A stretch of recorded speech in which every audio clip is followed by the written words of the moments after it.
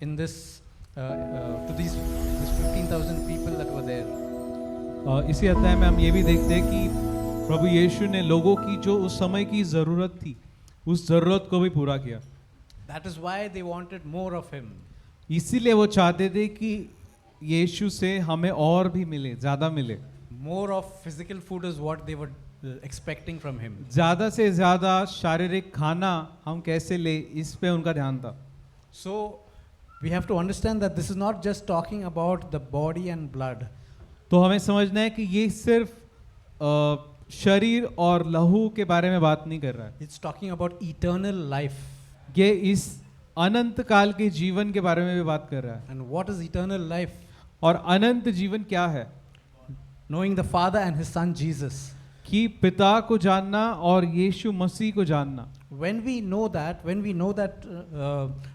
Father and the Son Jesus, जब हम पिता को और यीशु मसीह को जानने लगते हैं, the beginning of eternal life starts. तो अनंत जीवन की शुरुआत होती है। And as a result of eternal life, और अनंत काल के जीवन का ये रिजल्ट है every need of yours is provided for. कि आपकी हर एक ज़रूरत को पूरा किया जाता है। And that is what is prosperity. और यही अच्छी सच्ची समृद्धि कहलाती है। A person who's having everything, like let's think about a very rich person. अगर ऐसे व्यक्ति के बारे में हम सोचते हैं जिसके पास सब कुछ है, Does he need to worry about what food he's going to eat? क्या उस आदमी को इस बात की चिंता करने की ज़रूरत है कि उसे खाने में क्या मिलेगा या नहीं? Does he need to worry about what clothes he'll wear? क्या उसे इस बात की चिंता करने की ज़रूरत है कि उसे कपड़े मिलेंगे या नहीं? Does he need to worry about how he's going to go to some place, how he's going to travel? क्या उसे इस बात की चिंता करनी चाहिए कि अरे मैं इस जगह से उस जगह कैसे जाऊंगा? These are not the things that is on his mind. ये सारी बातें उस व्यक्ति के मन में नहीं होती। In that sense, he is prosperous. उस भाग में हम देख सकते हैं कि वो समृद्ध है। But the prosperity of this world is different from the prosperity of the kingdom of God. इस दुनिया की समृद्धि प्रभु के राज्य की समृद्धि से बहुत अलग है। Because as we were talking about the rich person, he has different problems. तो जैसे हम अमीर व्यक्ति के बारे में बात कर रहे हैं, उसकी समस्याएं अलग है। He has relationship issues. उसके पास रिश्तों के बारे में समस्या है। He has problems of people betraying him. उसके पास ये समस्या है कि लोग उससे धोखा दे रहे हैं। Or there are things that are not happening according to how he desires.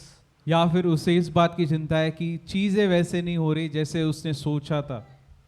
But when you are prosperous according to the kingdom of God, लेकिन जब आप प्रभु के राज्य के हिसाब से समृद्ध होते हो, you are not worried about these things at all. आप इन बातों की बारे में चिंता नहीं करते। Which is why Jesus kept on saying, "Do not worry, do not worry." इसलिए यीशु बार बार कहते थे कि चिंता मत करो। Why are you worrying about your needs? कि तुम्हारी ज़रूरतों के बारे में चिंता क्यों कर रहे हो? Doesn't the Father know what your need is? कि क्या तुम्हारा पिता नहीं जानता कि तुम्हें किस बात की ज़रूरत है? Jesus is telling us that the Father knows even before we can ask. यीशु हमसे कह रहे हैं कि हमारा पिता पहले से ही जानता है हमें कौन सी चीज़ों की ज़रूरत है, हम पूछने से पहले। And He can provide better than what we can on our own provide for ourselves. और वो हमारा पुरवठा अच्छे से कर सकता है, हमसे भी ज़्यादा। So we need to trust God. इसलिए हमें प्रभु पे विश्वास रखना ज़रूरी है That He is providing everything for us. He has provided everything for us. कि उसने हमारे लिए हर एक बात का पुरवठा कर दिया है। And that is true prosperity. और वही सच्ची समृद्धि है। When you're living in that kind of a lifestyle. लेकिन वो क्योंकि जब हम ऐसे प्रकार के जीवन में जीते हैं, यही सच्ची समृद्धि है। So today it's not you are going to get prosperous, you are prosperous. तो आज आप समृद्ध होने नहीं जा रहे हो, आप समृद्ध हो चुके हो। When you are prosperous, you are not worried. जब आप समृद्ध होते हो, आप चिंता नहीं करते। Say that to yourself. When I am prosperous, I am not worried. कहिए खुद से, मैं जब समृद्ध हूँ, मैं चिंता नहीं करूँगा। So don't give place to worry. तो चिंता को अपने जीवन में जगह मत दीजिए। Never in your life give place to worry. कभी भी चिंता को अपने जीवन में जगह मत दीजिए। It comes naturally because our brain is programmed to worry. ये हमारे साथ आम तौर पे होता है क्योंकि हमें हमारी ट्रेनिंग हुई है कि हम चिंता करें। Our brain thinks that because I don't see something, I don't have it. हमारे दिमाग को सिखाया गया है कि अगर तुझे कोई चीज दिख नहीं रही है इसका मतलब वो नहीं है। But God provides supernaturally. लेकिन प्रभु जो है अलौकिक तौर पे हमारा पुरौठा करता You may है not see it, but you will have it. कि प्रभु कहता है कि तुझे दिख नहीं रहा है लेकिन तेरे पास है।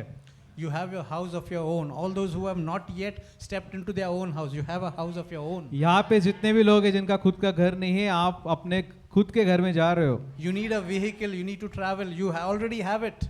अगर आपके पास खुद की गाड़ी नहीं है तो प्रभु कह रहा है कि आपके पास वो है, It is already given to you. वो पहले से आपको दे दी गई है। You have to start seeing it with your spiritual eyes आपको अपनी आत्मिक आंखों से देखना जरूरी है and start declaring the word of God in your life. और अपने जीवन में प्रभु के वचन की घोषणा करना जरूरी है। And that is where you will see it manifesting. और तब जाके आप इन चीजों को प्रकट होते देखोगे।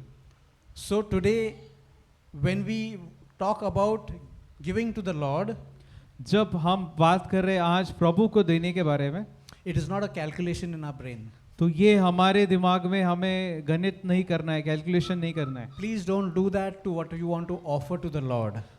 जो आप प्रभु को देना चाहते हो उसके लिए कैलकुलेशन मत करो, Give it from your heart. अपने हृदय से दो, Because the joy of the Lord is first experienced by your heart. क्योंकि प्रभु का जो आनंद है पहले आपके हृदय से अनुभव किया Your जाता brain है। doesn't understand the joy of the Lord. आपके दिमाग को प्रभु के आनंद के बारे में कुछ नहीं पता, But your heart knows it. लेकिन आपके हृदय को पता है। So let your heart decide how much you want to give. इसलिए अपने हृदय को निश्चित करने दे कि आपको प्रभु को कितना देना है। Which is why the word of God also says that be a cheerful giver. इसलिए प्रभु का वचन ये भी कहता है कि आनंद से देने वाले बनो। When you calculate in your brain, you are not going to be cheerful. जब आप अपने दिमाग से कैलकुलेशन करके दे रहे हो, आप आनंद से देने वाले नहीं बन रहे हो। But when you give with a cheerful heart, you'll be happy. जब आप अपने हृदय से खुशी से देने वाले बनोगे तब आप खुशी से भर जाओगे, आनंद से भर जाओगे। So today, whatever you want to give, इसलिए don't worry about any calculation. Just from your heart, say, God, this is what I'm offering to you because you have blessed me. इसलिए आप जब प्रभु को आज देने वाले हो, आप प्रभु को ये कहिए कि प्रभु मैं मेरे हृदय से आपको देने जा रहा हूँ, इतना देने जा रहा हूँ। So the offering box is over there. The QR code is also over there. Whatever your heart desires, you can give it. Let us pray before you offer. यहाँ पे आप ऑफरिंग बॉक्स देख सकते हो, वहाँ पे QR कोड भी है, अगर आपको स्कैन करके देना है आपके हृदय में जैसे प्रभु डालता है आप दे सकते हैं। हम प्रार्थना करेंगे उससे पहले। Father, we surrender each and every one of our hearts to you. प्रभु हम हर एक के हृदय को आपके हाथ में देते हैं प्रभु। Make us givers from our hearts, Lord. प्रभु हमें हृदय से हर्ष से देने वाले बनाइए, Not calculators deciding how much to give. हमें ऐसा व्यक्ति ना बनने दे प्रभु जो हमारे दिमाग में सोचता है, कैलकुलेट करता है कितना देना है, But let us give cheerfully and from our hearts. लेकिन हम ऐसा दे कि हम हृदय से हर्ष से देने वाले बने। And we know that whatever is given to you, Lord, you multiply it back and give it to us. हम जानते हैं प्रभु कि हम जो कुछ भी आपको दिल से देते हैं, आपके हाथों में देते हैं, वो आप बहुगुणित करके हमें देते हैं। Thank you, Father, for this blessing. धन्यवाद प्रभु इस आशीष के लिए। In Jesus' name, amen. यीशु के नाम में आमीन।